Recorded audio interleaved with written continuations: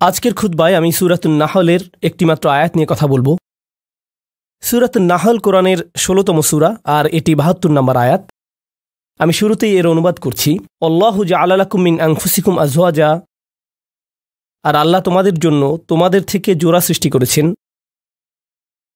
ওয়া জাআলা লাকুম মিন আজওয়াজিকুম বানিন, এবং তোমাদের যুগল হতে তোমাদের জন্য সন্তান সৃষ্টি করেছেন। ওয়া হাফাদা, এবং যারা তোমাদের সেবায় নিয়োজিত। এর অর্থ নাতি নাতনিও হয়, একটু পরে নিয়ে কথা বলছি। তাহলে এর দ্বারা সন্তান সন্ততি এবং নাতি নাতনিও বোঝায়। ওয়া রাযাকাকুম মিনাত তাইয়্যিবাত, সকল উত্তম ও পবিত্র উৎস থেকে তিনি তোমাদেরকে রিজিক দিয়েছেন। আফাবিল বাতিলি মিনুন, এত সব কিছুর পরেও কি তারা ভিত্তিহীন বাতিল জিনিসের উপর বিশ্বাস করবে? অবিনিয়ামাতিল্লাহি হুম ইয়াকফুরুন, আর আল্লাহর অনুগ্রহকে তারা অস্বীকার করবে। এই আয়াতটি মূলত আল্লাহ আযজা ওয়া জাল্লার পক্ষ থেকে একটা গভীর অর্থপূর্ণ বার্তা। আমি আশা করছি যে কয়েক মিনিট আপনাদের সাথে ব্যয় করব। এই সময়ে অন্তত আমরা আয়াতটির কিছু অংশ নিয়ে আলোচনা করতে পারব, নিশ্চিতভাবেই সব কিছু না। কোরআনের বিভিন্ন স্থানে আল্লাহ আমাদের প্রতি তার অনুগ্রহের কথা জানিয়েছেন। তিনি আমাদের চারপাশে যে সুন্দর সুন্দর জিনিসগুলো সৃষ্টি করেছেন, যা আমাদের সেবা দিয়ে যাচ্ছে বা কল্যাণে আসছে, আর আমাদের উচিত এগুলো নিয়ে ভাবা এবং এগুলোর জন্য আল্লাহর নিকট কৃতজ্ঞ হওয়া। স্পষ্টত এই আয়াতের মূল কথাও আল্লাহর প্রতি কৃতজ্ঞ হওয়া, কারণ আয়াতটি শেষ হয়েছে একথা বলে অবিনিয়ামাতিল্লাহি হুম ইয়াকফুরুন, যে তারা আল্লাহর অনুগ্রহের প্রতি কৃতজ্ঞ। যদি এখান থেকে একটু পেছনে এসে লক্ষ্য করেন তাহলে বুঝতে পারবেন এই আয়াতে যা কিছু বর্ণিত হয়েছে সব কিছুর জন্য আমার আল্লাহর প্রতি কৃতজ্ঞ হওয়া উচিত। তাহলে স্পাউস, স্বামী এবং স্ত্রী, সন্তান, নাতি নাতনি ছাড়িয়ে আরও যারা আছে, একটু পরে এ নিয়ে কথা বলছি, আমার জীবনের সকল মানুষের জন্যই আমার কৃতজ্ঞ হওয়া উচিত। এটা তো দেখা যাচ্ছে বিশাল একটা চ্যালেঞ্জ, কারণ একটা আপেলের জন্য কৃতজ্ঞ হওয়া খুব সহজ, একটা গাড়ির জন্য কৃতজ্ঞ হওয়া খুব সহজ, কারণ গাড়িটা আপনি যা চান তাই করে। আবার খাবারের জন্য কৃতজ্ঞ হওয়া অনেক সহজ, কারণ এটি আমাদের সাথে সাথে পুষ্টি যোগায়। আপনার চাকরির জন্য কৃতজ্ঞ হওয়া সহজ, কারণ দিন শেষে আপনি বেতন পাচ্ছেন। কাপড়ের জন্য কৃতজ্ঞ হওয়া সহজ, এটি আমাদেরকে ঢেকে রাখে এবং ক্ষতিকর জিনিস থেকে সুরক্ষা দেয়। তো এমন সব জিনিসের জন্য কৃতজ্ঞ হওয়া খুবই সহজ, যেসব জিনিসের সুবিধা আমি তাৎক্ষণিকভাবে প্রত্যক্ষ করি, কিন্তু আমি বুঝতে পারছি না স্বামী, স্ত্রী, সন্তান এদের জন্য কিভাবে কৃতজ্ঞ হব। মানে বিষয়টা বেশ জটিল আকার ধারণ করতে পারে। সিরিয়াসলি, আপনি তাদেরকে দেখেছেন? তারাও আশীর্বাদ। আপনি আমার বাবাকে চেনেন, উনিও কি আশীর্বাদ? আমার বাচ্চাদের কখনো দেখেছেন? তারা কিভাবে আমার সাথে কথা বলে জানেন? তারা আমার জন্য অনুগ্রহ। এদের জন্য আমার কৃতজ্ঞ হওয়া উচিত। আমার জন্য আয়াতের অর্থ বলে দেওয়াটা খুব সহজ। এই যে আল্লাহ চান আমরা যেন কৃতজ্ঞ হই আমাদের স্বামী বা স্ত্রীর জন্য, সন্তানদের জন্য, নাতি নাতনিদের জন্য। প্রসঙ্গত এখানে আরো জটিল এবং মজার একটা ব্যাপার আছে। হাফাদাহ নাতি নাতনি অর্থে ব্যবহৃত হয়। প্রকৃতপক্ষে এটি হাফিদের প্রচলিত বহুবচন। হাফিদ একবচন মানে নাতি, বহুবচন আহফাদ এবং হুফাদা, যার অর্থ নাতি নাতনিরা। আর হাফাদাহ সম্পর্কে আত-তাবারি সহ অনেকে বলেন কুল্লু মান ইউইন ওয়া ইয়াখদিম, অর্থাৎ যারাই আপনার কোনো কাজে এসেছে, যাদের সাহায্য পেয়েছেন আপনার বৈবাহিক আত্মীয়তার কারণে, এমন প্রত্যেকে যারা আপনাকে সাহায্য করেছে বা যাদের সাথে আত্মীয়তার বন্ধনে যুক্ত হয়েছেন বিয়ে করার কারণে, তারাই মূলত হাফাদায়ের অন্তর্ভুক্ত। তাই অনেক আগেই মুজাহিদ শ্বশুরবাড়ির আত্মীয়দের হাফাদায়ের অংশ বলেছেন। তাহলে এই যে কোরআনে শ্বশুরবাড়ির আত্মীয়দের নিয়েও আয়াত আছে, কারো মনে যদি জিজ্ঞাসা থাকে এ নিয়ে, ব্যাপারটা আরো জটিল আকার ধারণ করে, কারণ শ্বশুরবাড়ির আত্মীয়দের নিয়েও আমাদের কৃতজ্ঞ হওয়ার কথা। কি সিরিয়াসলি? এই মানুষগুলোর জন্য এত কিছু সহ্য করার পর এদের জন্য কিনা আমাকে কৃতজ্ঞ হওয়া উচিত? এ কারণে যখন আমি বলি আমরা একটি আয়াত পড়তে পারি, অনুবাদ পড়তে পারি এবং সামনে এগিয়ে যেতে পারি, অথবা থেমে গিয়ে বলতে পারি একটু থামুন, কি এটা আমার ব্যাপারে বলছে? এটা নিশ্চয়ই অন্য কারো সম্পর্কে বলছে। তাদের নিশ্চয়ই এমন সন্তানরা আছে যাদের জন্য তাদের কৃতজ্ঞ হওয়া উচিত, কারণ তাদের বাচ্চারা ভালো। তাদের বাচ্চারা আমারগুলোর মতো নয়। তাদের জীবনসঙ্গী নিশ্চয়ই তাদের অনেক প্রশান্তি দেয়, আমার জীবনসঙ্গী নয়। আমারগুলো কেবল আমাকে দুশ্চিন্তা এবং কষ্ট দেয় আর তর্ক করে। তাদের কাছ থেকে শুধু এটাই পাই। তারা তো আমাকে কৃতজ্ঞ হওয়ার কোনো কারণই দেয় না। ওরা সহজে কৃতজ্ঞ হতে পারে কারণ ওরা আল্লাহর নিয়ামত পেয়েছে, কিন্তু আমার পক্ষে তো এই পরিবারের জন্য কৃতজ্ঞ হওয়া সম্ভব না। আমার জীবনে তো তাদের মতো শান্তি নেই। আল্লাহ এখানে এরকম কোনো ব্যতিক্রম তৈরি করেননি। প্রসঙ্গত তোমাদের যাদের ভালো সন্তান, ভালো নাতি নাতনি, চমৎকার শ্বশুরবাড়ি এবং অসাধারণ স্ত্রী আছে, তাদের উচিত কৃতজ্ঞ হওয়া। বাকিরা অনলাইনে অভিযোগ করতে পারো আর এই নিয়ে মিম বানাতে পারো। না, এভাবে কোনো পার্থক্য করা হয়নি। এটা সবার জন্য বলা হয়েছে। আমরা যদি ব্যাপারটা নিয়ে আরেকটু গভীরভাবে চিন্তা করি, নবীদের জীবনী অধ্যয়ন করলে আমরা দেখব অনেক নবীদের স্ত্রীরাই তাদেরকে কষ্ট দিয়েছেন। যেমন নূহ আলাইহিস সালাম, লূত আলাইহিস সালাম। কিছু নবীদের সন্তানেরা তাদের কষ্ট দিয়েছেন, যেমন নূহ আলাইহিস সালাম, ইয়াকুব আলাইহিস সালাম, তাদের সন্তানেরা কষ্ট দিয়েছেন। ইব্রাহিম আলাইহিস সালাম আশঙ্কায় ছিলেন যে তার নাতিরা বা ভবিষ্যৎ প্রজন্ম শিরকে লিপ্ত হবে, আর এটাই সত্য হয়েছিল ইব্রাহিম আলাইহিস সালামের বংশধরদের নিকট থেকে। তো এগুলো সবই বাস্তবতা। আল্লাহর চাইতে বাস্তবতা সম্পর্কে বেশি কেউ জানে না। আর সেই রবই এই আয়াতের শেষে আমাদের কৃতজ্ঞতা প্রকাশ করতে বলেছেন। তাই আজকের খুতবায় প্রথমে আমি আপনাদের কাছে ধাঁধার মতো প্রায় ব্যাপারটা বর্ণনা করতে চাচ্ছি, কিভাবে আমরা এর সমাধান করব বা কিভাবে আমরা এর প্রকৃত অর্থ বুঝব।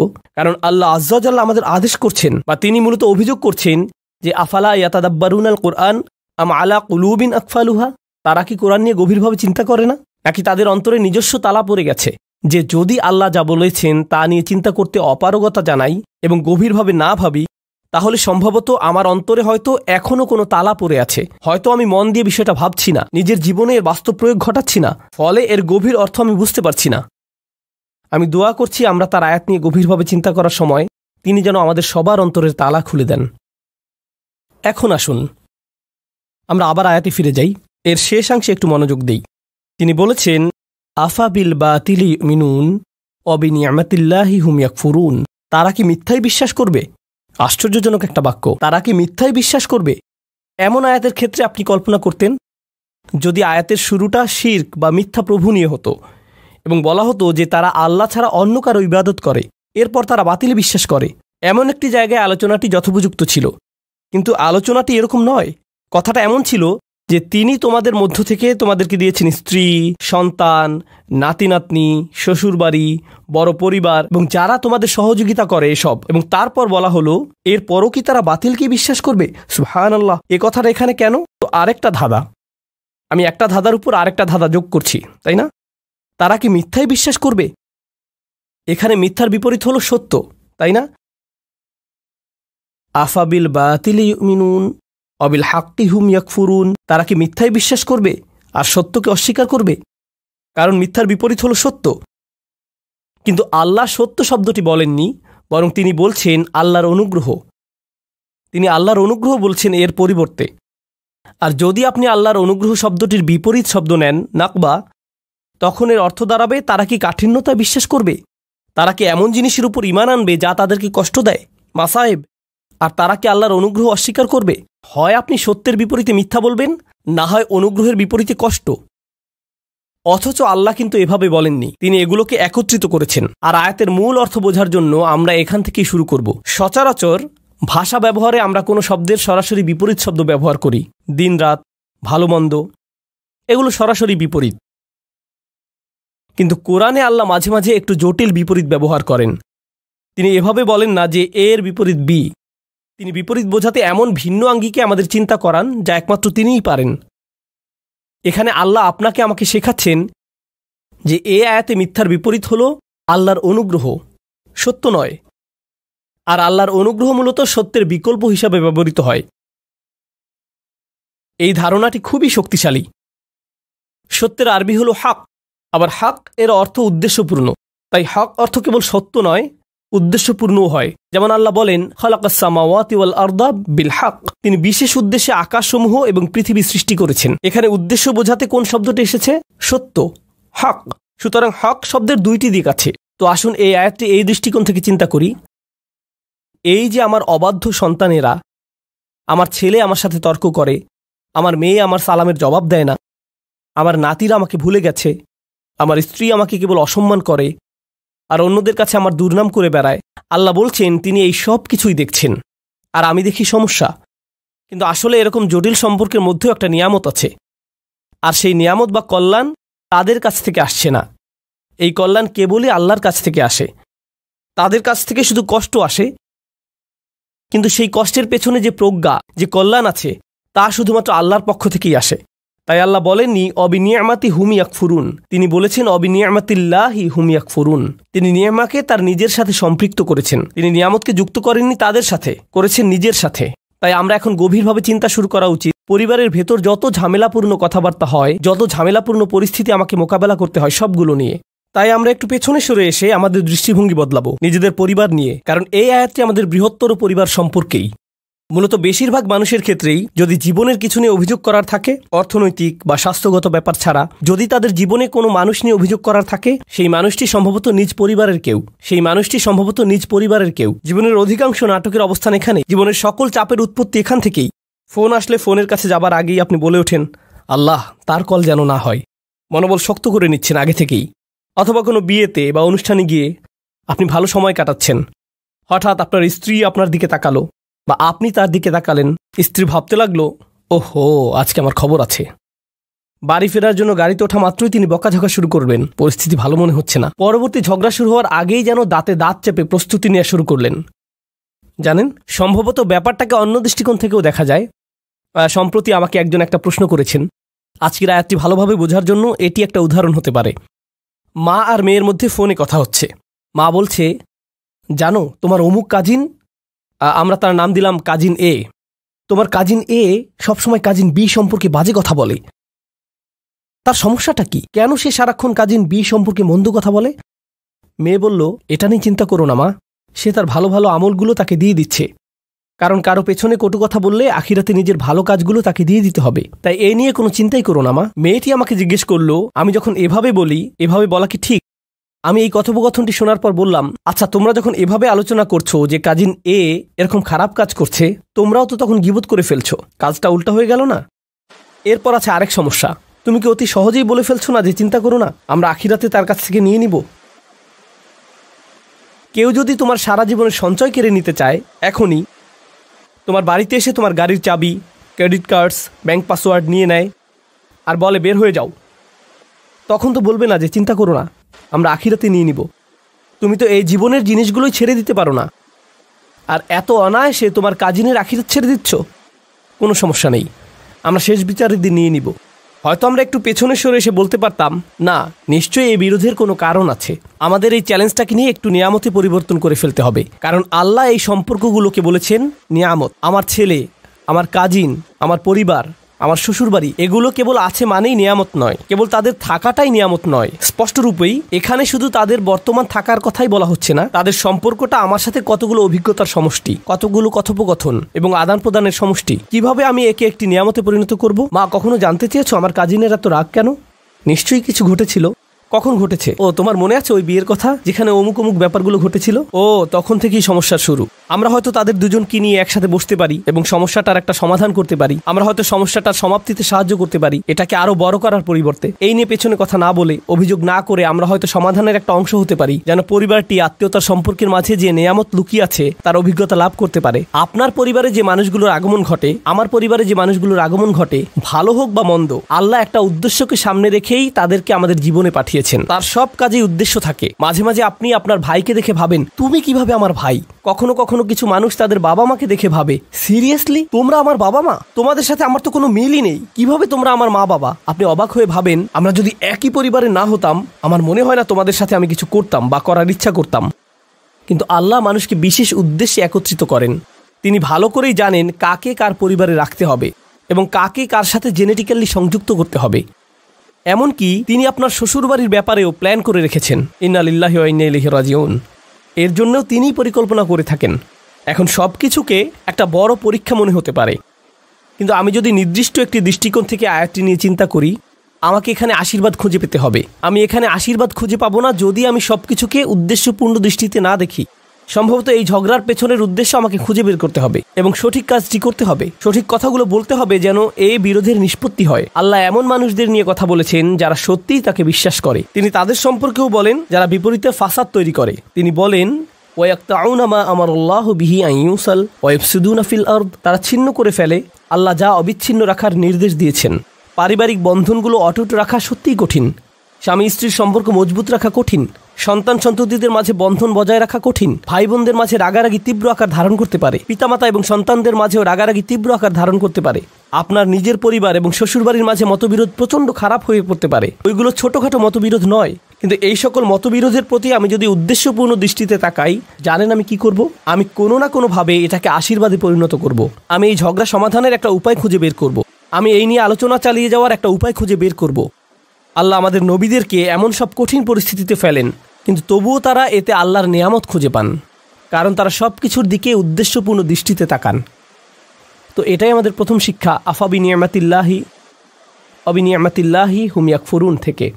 এই আয়াতের আরেকটা দিক আমি নিজেকে এবং আপনাদেরকে স্মরণ করিয়ে দিতে চাই। সেটা হচ্ছে আল্লাহ বলছেন, আল্লাহু জাআলা লাকুম মিন আনফুসিকুম আজওয়াজা। খুবই ভারী কিছু কথা। আল্লাহ কেবল বলেননি যে তিনি তোমাদের জন্য স্ত্রী দিয়েছেন, এটা অনেক সহজ হতো। আল্লাহু জাআলা লাকুম আজওয়াজা, আল্লাহ তোমাদের স্ত্রী দিয়েছেন। যথেষ্ট ছিল। কিন্তু না, আল্লাহু জাআলা লাকুম মিন আনফুসিকুম আজওয়াজান, আল্লাহ তোমাদের মধ্য থেকেই তোমাদের জন্য দিয়েছেন স্ত্রী, তোমাদের মধ্য থেকেই। এটা নিয়ে গভীরভাবে ভাবতে গিয়ে মুফাসসিরগণ চমৎকার কিছু কথা বলেছেন।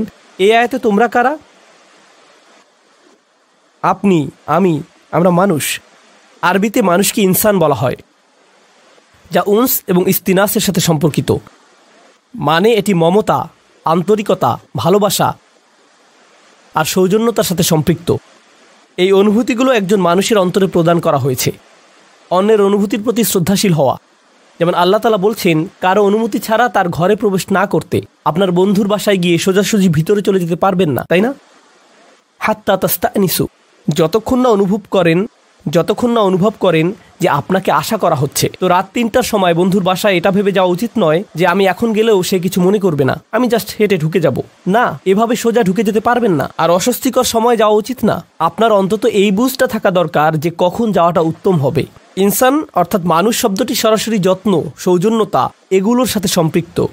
উনস এবং ইস্তিনাস, আল্লাহ বলেছেন তিনি আমাকে যে উপাদান থেকে সৃষ্টি করেছেন সেই একই উপাদান থেকে আমার স্ত্রীকেও সৃষ্টি করেছেন। তাই আমার যদি আবেগ অনুভূতি থেকে থাকে, ভাবনা থেকে থাকে, মতামত থেকে থাকে, তারও সেগুলো আছে। একজন স্ত্রীরও এভাবে ভাবা উচিত যে আমার যেমন আবেগ আছে, কিছু একটা যদি আমাকে বিরক্ত করে, কিছু জিনিস আমি ভালোবাসি, কিছু একটার প্রতি আমি আগ্রহী, তারও কিছু ব্যাপারে আগ্রহ আছে। আর এগুলো একই রকম হতে পারে না, কারণ আমরা একই রকম নই। ওমা খালাকাজ যাকারা ওয়াল উনসা ইন্না সা'য়াকুম লাশাত্তা, তিনি নারী পুরুষের মাঝে পার্থক্য সৃষ্টি করেছেন। একই সময়ে আমরা একে অপর থেকে ভিন্ন।